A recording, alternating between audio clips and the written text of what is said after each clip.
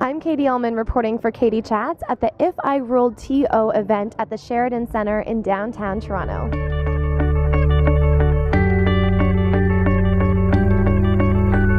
I'm here with the talented Jay Evans. What is the importance of being here talking to all these amazing kids today? The importance for me is to try to give back to the youth and try to show them there's a positive light instead of a negative light. And it's just really, I'm just happy right now to see that all the youths are just uniting together, and it's you know, the 8 and 9 year olds are just, oh hey, how you doing, you know what I mean? It's that's what's mind blowing, and it's awesome to see. So, and all the artists are coming together, so I'm so happy to see that. So, and growing up, who was a real inspiration to you? Did you have any opportunities like this that really helped you to become who you are today and achieve your goals? My inspiration was my mother, because she was the mother that played the father role, you know what I mean, because my father wasn't there. So, but my mother basically inspired me. She was a musician herself, so she said, if you really want to do this, you got to work hard and stay in the right circles. You can't go in the wrong circles. So, and I learned that, you know what I mean, as I was growing with it. So, and it worked from there. So, yeah. And if there's any one piece of advice that you would give to the kids here today and the adults as well, what would it be? Like I remember this, what Julie was saying is just ask for help. If you need help, set aside your pride and ask for help, because you won't get anywhere if you don't ask for help. And I realized that because, I mean, when I was younger, I never really would ask. I was always too shy, and you know, the pride, and I would joke my way around it, so I, you know, just to hide it. But you can't do that. There's just no way you can go on doing those things. So I think that's the best thing, is just ask for help, and then you'll get the help that you need, and then you'll be able to grow. So. And what's next for you?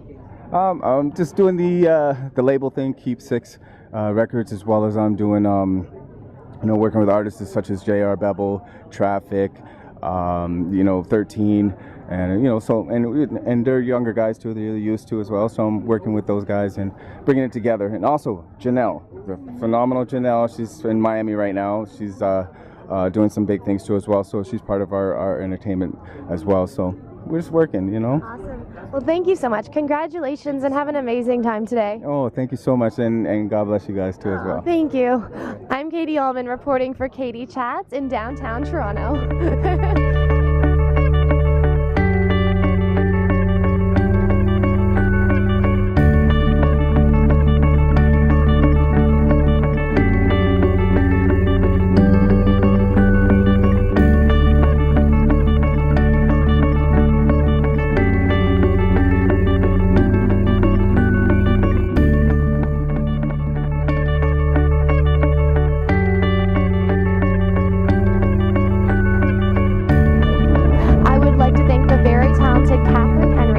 Providing me with today's wardrobe.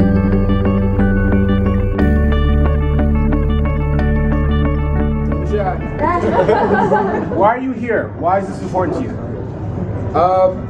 I mean, you know, I actually had said this in the drop that I did for this. The fact that, you know, we all relate to these communities. I know I came from modest beginnings. I've lived in pretty much every neighborhood. Jane and Finch could probably, you know, Jane and Finch would claim me. You know, that's really where I'm from. But I lived in Rexdale, I lived in Malvern, and you know, just understanding what those communities are, and they ultimately raised me, gave me the confidence to go out here and to, you know, pursue my goals, and now to be able to have the opportunity to, you know, to be out on a like worldly exposure, sorry, global exposure. But this is where I started from. This is my roots. So to have the opportunity to connect with the youth and us be able to just talk and share our experiences, and for them to see that whatever their aspirations are, that they're tangible. You know, everyone here represents that. You know, and I think, you know, there's power in numbers. So the fact that we're all here, the energy that's here, the care that's gone into this, is a great thing to be a part of. And, you know, I want to say long overdue, but the most important thing is that it, you know, it's happening now. Can everyone answer that question? I think for me, you know, I do a lot of youth work, and it's just a great opportunity to have young people look at people who look like them, who come from communities that they come from, and see success stories that they can identify with. And I think our being here just helps to empower them to follow, the path that we've kind of set for them and actually take it, so much further, because they have, the social media and all that stuff that a lot of us didn't have when we were coming up, that they can follow the path that we set, but then just become trailblazers and take it to somewhere completely new. So I'm just here to share, what I've done and what I've experienced, and help as many people as possible to try to have the confidence to move forward and take that road. Well, I came from Lebanon. I'm an immigrant here, so I wasn't born and raised in Canada or in Toronto, but I live in Toronto now. And I've come a long way. My parents sacrificed a lot for me and my family, and we didn't really have much growing up, but they sacrificed everything for us to have better here in Canada. So if I can make it here, then anybody can, and that's part of why I'm here. And I think, the reason for me, I was part of the system. I was in the children's aid when I was a kid. When you lose both parents and you're on your own, you tend to feel like nobody's there, so you decide you want to go another path. But for me, I decided that I could do something different, and I could actually work with kids as of now, because they can learn from my experiences as a child growing up. Because I was going through all the struggles. I was homeless and all that stuff, so I went through all that stuff. So I learned a lot of different things with that. So I'm able to help kids and steer them in a different direction. Well, I'm here definitely to be a part of the conversation. I was raised in what was called Metro Housing before it became Toronto Housing Authority for 18 years of my life. My mother worked at General Motors and raised 9 children and paid rent, market rent as she would call it. But aside from that, I feel that we're able to speak to one another on social media, but sometimes celebrities and artists are untouchable and unreachable, and so to be able to actually be here to connect physically, it's a big deal. And I think that we need to take time to listen. Oftentimes these summits, it's really about us telling them how you can make it, follow this path and that path, and I think there's a lot to be said in what these youth have to say and what they're actually learning out there, and be able to be our teachers. So I'm here actually to learn as well as to teach. I think this youth summit is one of the best things that has happened within TCH. I've been living in the Falstaff community for a good portion of my life, and to see, I personally feel that this event has been long overdue, but I'm happy that it's here now. I'm happy that I'm a part of the committee. I'm happy that I was able to assist in making the youth and their voices be heard. Touching on what Julie Black said, it's really important to have these type of conversations, and IfIRuledTO Toronto is a platform to have our voices heard and really be a part of that dialogue. Today we're gathered with decision makers, community members, young people, and it's really about listening to those voices and trying to make concrete actions in order to solve some of those issues that concern us young people. Hey folks, my name is Jada Man. This summit is very imperative, very important, because the youth, I'm still a youth, I hope so, but I'm active in what we call the streets, in the neighborhoods, and the youth actually don't see any models, any, as Julie would say, celebrity type figures come to them and actually show them that they care and they can make a difference with their lives, right? All they see is the neighborhoods, and they're stuck within the walls of their neighborhood. So this allows them to go outside of the neighborhoods, get exposed to even being downtown for the first time, and interacting one-on-one with people who they look up to from the communities. Some more high profile, we're on the rise, and it's a good blend, definitely. It's needed, for sure. My name is Latoya Rodney, and I think that it's evident based on the numbers of youth that came up today. When you open a space like this and give them an opportunity to come, they'll come. I got involved in the gang life activities when I was younger because I didn't have things like this to go to. So when you guys give the youth an opportunity like this, they're gonna come, and that's all I can say. Ask me what I think. And that's pretty much it. It's an opportunity to really have our voices heard and really get the message across.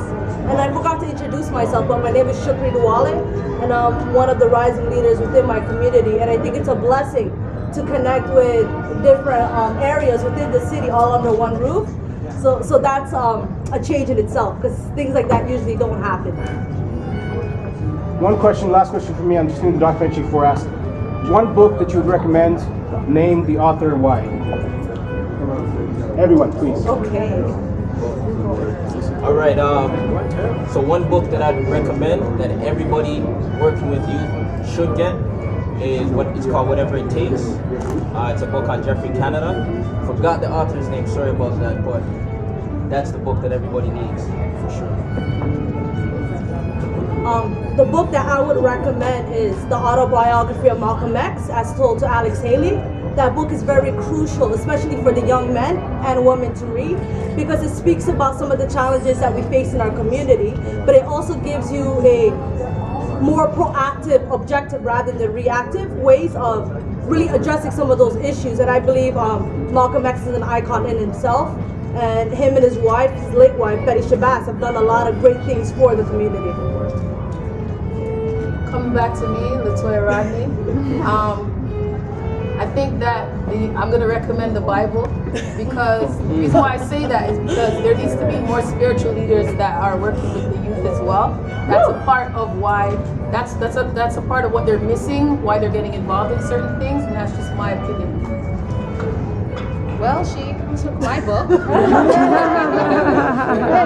I also agree, the Bible is, I guess, a book that I would recommend to a lot of people to read. Not only does it teach leaders to become, I guess, spiritual guidances, but it also enriches the leader themselves to help themselves and help others. Wow, so many books to recommend. Definitely BIBLE. I would recommend The Four Agreements by Don Miguel Ruiz. Being an artist and a musician is so easy to. The Four Agreements basically is don't take things personally, don't make assumptions, be impeccable with your word, and always do your best. And the one that resonates the most with me is always do your best, because your best today may not be your best tomorrow. So, oftentimes we're so critical of ourselves and critical of others, when that day I may have a flu, and that's the best that I can do for that day. So I need not beat myself up and just give all I can. And that can apply to any aspect of your life. So The Four Agreements is an easy read, something you can throw in your purse or your man purse. Carry it anywhere with you. First and foremost, I want to make a point of the fact that this is it's a community thing, as far as not only the youth that are present, but just in general. It's like this is an us thing. As Canadians, like, I don't want this to seemingly be just about black youth. There's a lot of black youth that are present, but a lot like Carl's story of coming, his parents coming from Lebanon and then striving and achieving all that he has.